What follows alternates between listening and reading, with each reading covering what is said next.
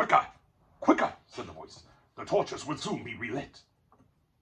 Half a minute, said Dory, who was at the back next to Bilbo, and a decent fellow. He made the hobbit scramble on his shoulders as best he could with his tied hands, and then off they all went at a run, with a clink-clink of chains, and many a stumble, since they had no hands to steady themselves. Not for a long while did they stop, and by that time they must have been right down in the very mountain's heart. Then Gandalf lit up his wand.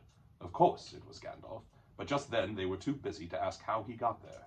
He took out his sword again, and again it flashed in the dark by itself. It burned with a rage that made it gleam if goblins were about. Now it was bright as blue flame for delight in the killing of the great lord of the cave.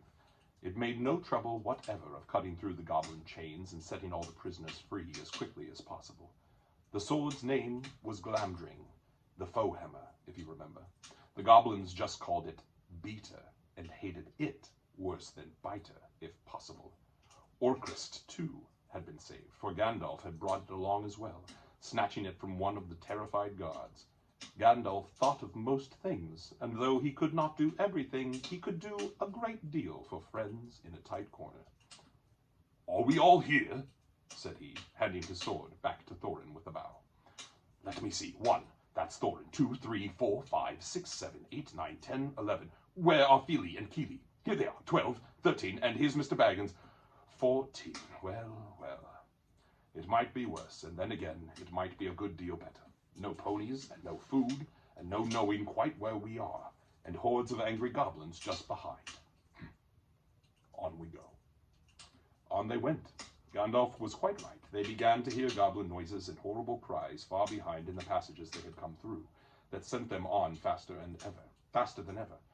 And as poor Bilbo could not possibly go as fast, for dwarves can roll along at a tremendous pace, I can tell you, when they have to, they took it in turn to carry him on their backs.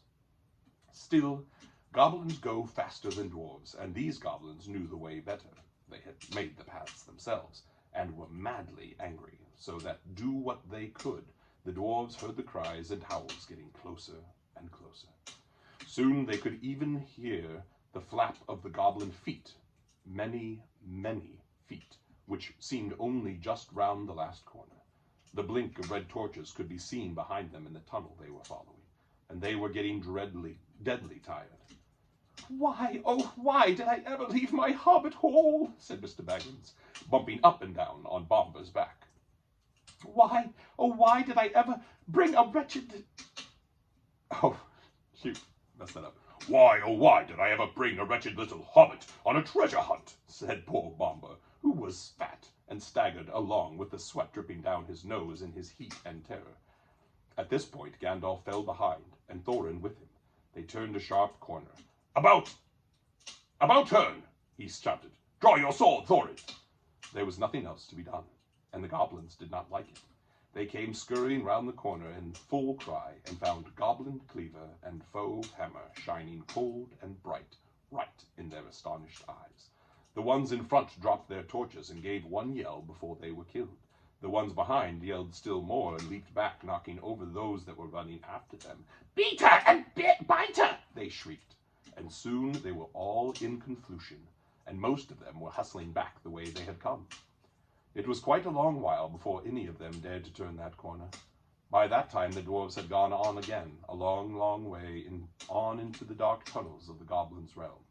When the goblins discovered that, they put out their torches, and they slipped on soft shoes, and they chose out their very quickest runners with the sharpest ears and eyes. These ran forward as swift as weasels in the dark, and with hardly any more noise than bats. That is why neither Bilbo, nor the dwarves, nor even Gandalf heard them coming, nor did they see them. But they were seen by the goblins that run silently up behind, for Gandalf was letting his wand give out a faint light to help the dwarves as they went along. Quite suddenly, Dory, now at the back again carrying Bilbo, was grabbed from behind in the dark. He shouted and fell, and the hobbit rolled off his shoulders into the blackness, bumped his head on hard rock, and remembered nothing more.